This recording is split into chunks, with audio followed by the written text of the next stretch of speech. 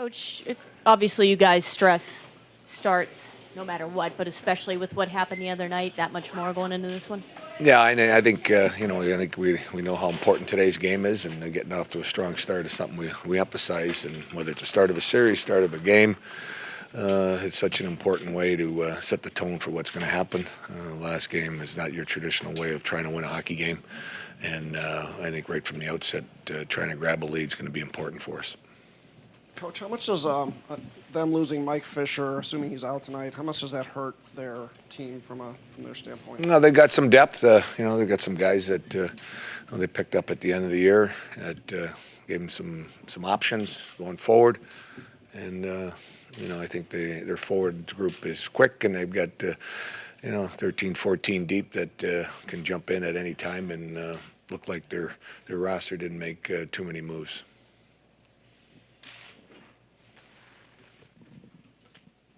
Joel, you faced Levy Elliott before, especially in 2010. What do you think about him as a coach and his styles? And did you learn anything from that series that you can take forward? Well, it was home ice was holding till the very last game in that series. Peter's an excellent coach. His teams are well prepared.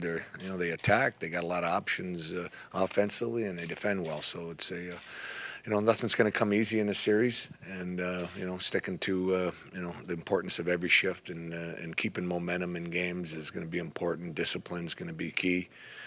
Special teams could sort it out at the end as well, but I'm never get too worried about me against the other guy. I mean, it's our team, and that's what our focus is always about, and work our way out through it. Joe, when you have a guy like Marian Hossa who's been to the playoffs, deep in the playoffs so many times in the last decade or so, do you almost ease off him in the regular season just knowing that he's kind of just wanting to get to the playoffs at that point and just not worry about a guy like that? I think he's a special player, and he likes to play hockey, and at the same time I think our team's been at stages over the course of the year. You got to make sure that rest and when to push and when to get after him. But Host is a true pro. Preparation and maxing out every single game is his norm. But I think that recognizing certain guys can get extra time away or manage their ice time as best you can. I think we did a little bit of that towards the end of the season. But we were, in that playoff race from the outset this year that it didn't have too much luxury in getting a little extra time off. Joel, you mentioned gut yesterday, talking about making decisions in terms of the goalie situation. Do you rely on that a lot? More of a feel, touch type thing, like, for example, when you're changing lines, when to change lines, that sort of thing? Yeah, I think you got, whether it's your gut, your instincts. I think you want a game with an idea of who do you want against who, or that matchup, and it's not working. It's easy to try something else. When's the time to try something else? Technically, you can make adjustments in games. When is it time to change?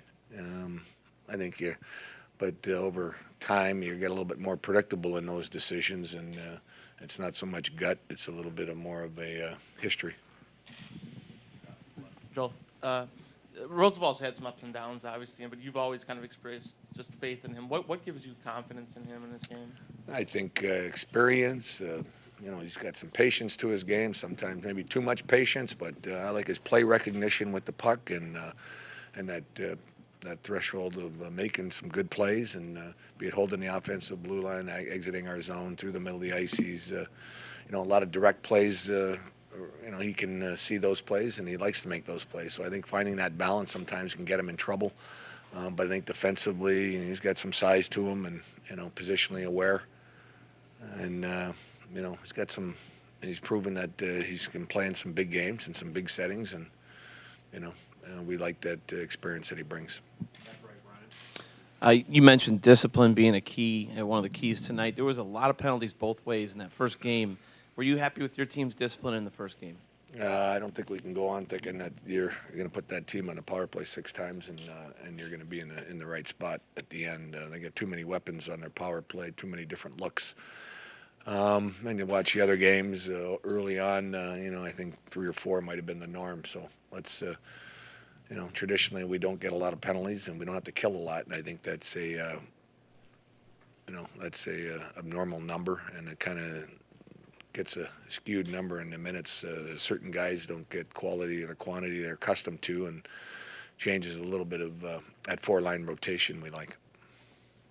Joel, same lineup as game one? Likely. Also, Roosevelt mentioned that he was kind of caught off guard with their quickness, maybe on that first goal. Is that something you guys talk at all about, just the awareness of their speed? They are quick. They've got some real fast guys. They got some real shifty guys. They got some guys that can handle the puck well, and their D are part of that. That group. So we're, off the rush. We got to respect that. Gap's going to be important. I think he got himself turned around the wrong way there, and then slowed him down, getting better positioning on that play. But I think Gap's vital against that group, and that's not just the defense's responsibility.